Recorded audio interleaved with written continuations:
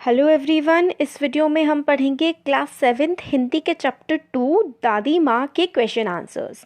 तो देखिए, पहला क्वेश्चन है, लेखक को अपनी दादी माँ की याद के साथ साथ बचपन की और किन किन बातों की याद आ जाती है। तो लेखक को किन किन बातों की याद आती है और दादी माँ से रिलेटेड जो बातें हैं वो कैसे उनको याद आती है, तो वो हमें बता रहे हैं। तो इसका आंसर है, जब लेखक को मालूम हुआ कि दादी माँ की मृत्यु हो गई है तो उनके सामने दादी माँ की सभी यादें सजीव हो उठी। मतलब जब उनको पता लगा कि उनकी दादी की डेथ हो गई है तो जो भी उनके साथ बिताए हुए पल थे वो सजीव हो गए। सजीव का मतलब होता है जैसे कि लाइफ में आ गए हों, उन्हें ऐसा लग रहा था कि जैसे उनके सामने ही वो सारे मोमेंट्स जो थे वो चल रहे हों।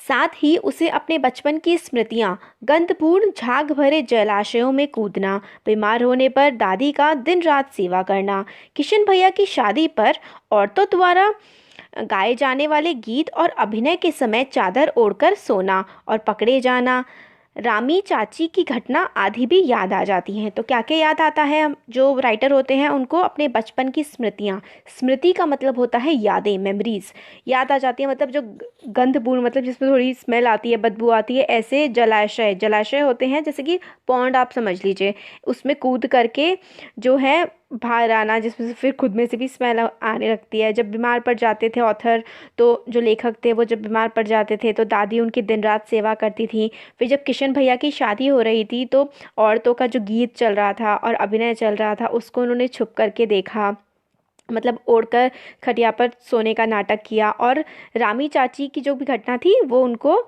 जो है याद आ गई थी जब उन्हें अपनी दादी की मृत्यु की खबर मिली थी।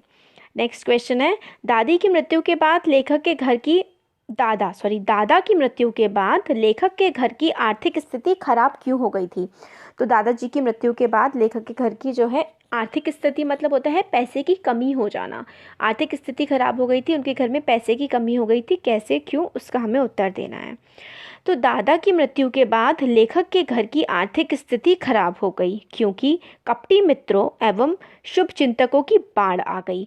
इन गलत मित्रों की संगति ने सारा धन नष्ट कर डाला। इसके अलावा दादा के श्राद्ध में भी दादी माँ के मना करने के बावजूद लेखक के पिताजी ने बेहिसाब दौलत व्यर्थ की। यह संपत्ति घर की नहीं थी, कर्ज में ली गई थी। दादी माँ के मना करने के बावजूद, हाँ, तो जो खर्चा किया गया था वो कर्ज लेकर किया गया था। दादी माँ के मना करने के बावजूद उन्होंने नहीं माना, मतलब जो लेखक के पिता हैं उन्होंने नहीं माना, और जिसकी वजह से घर की माली हालत डावाडोल हो गई। मतलब घर की माली हालत, पैसों से रिलेटेड जो थी चीज़ें, उनके घर में पैसे की कमी हो गई।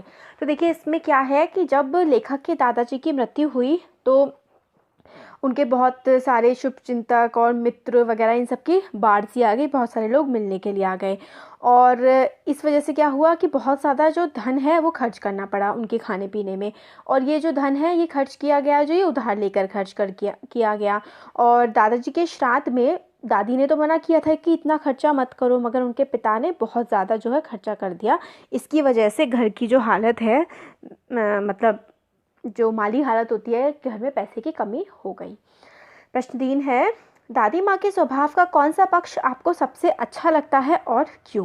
तो आपका सबसे अच्छी बात दादी माँ की क्या लगती है वो आपको बतानी है। तो देखिए, इसका आंसर हो जाएगा, दादी माँ के स्वभाव में अनेक पक्ष थे जो हमें अच्छे लगते थे।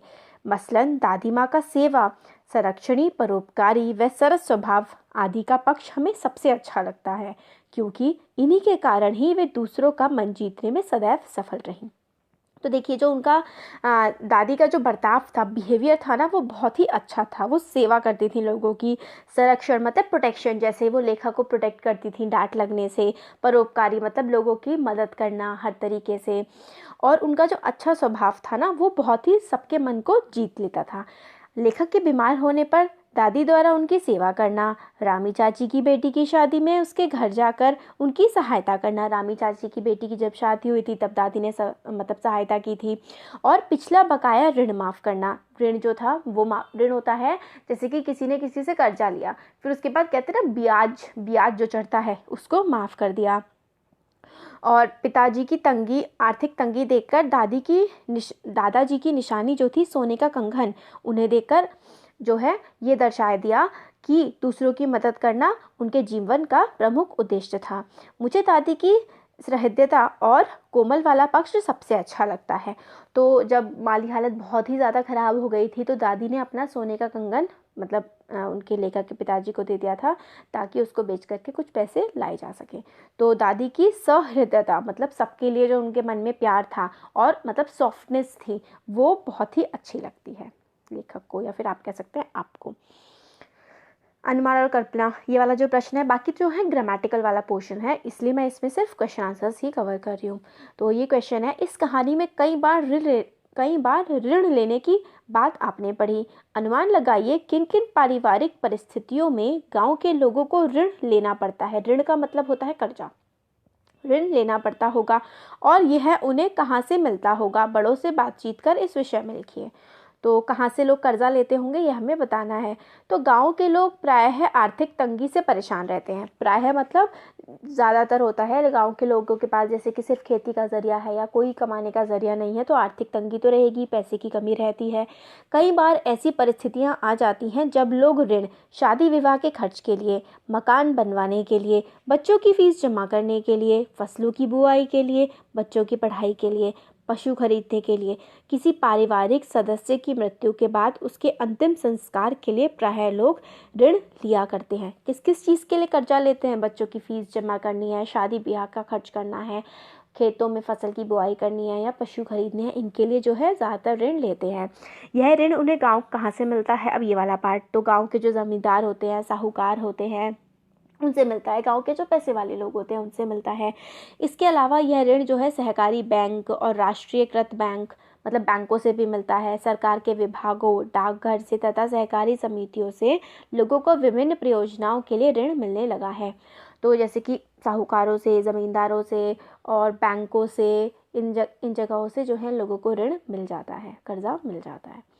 नेक्स्ट है, घर पर होने वाले उत्सवों, समारोह मतलब फेस्टिवल्स में बच्चे क्या क्या करते हैं और अपने मित्रों के अनुभव के आधार पर लिखिए। तो मतलब बच्चे क्या क्या करते हैं घर में जब फेस्टिवल्स होते हैं, आप अपना अनुभव, अपना एक्सपीरियंस और अपने फ्रेंड से बात कीजिए, उसके एक्सपीरियंस की बेसिस पे आप आंसर करिए। तो देखिए इसका आंसर कर सकते हैं, घर पर होने वाले उत्सवों समारोह में बच्चे नए नए कपड़े पहनकर, नाना प्रकार के व्यंजनों का आनंद लेकर वे नाच गाकर खूब मस्ती करते हैं। तो मतलब व्यंजन होता है बहुत सारे फूड के आइटम्स, बहुत सारे पकवान जो कहते हैं ना, वो खाते हैं, नए नए कपड़े पहनते हैं, खूब गाना गाते हैं, डांस करते हैं और इस तरीके से खूब जो है मस्ती करते हैं। इसके जो है क्वेश्चन आंसर्स हमारे कंप्लीट हो गए हैं इस चैप्टर के, चैप्टर 2 दादी माँ जो है क्लास 7 हिंदी का। तो थैंक यू।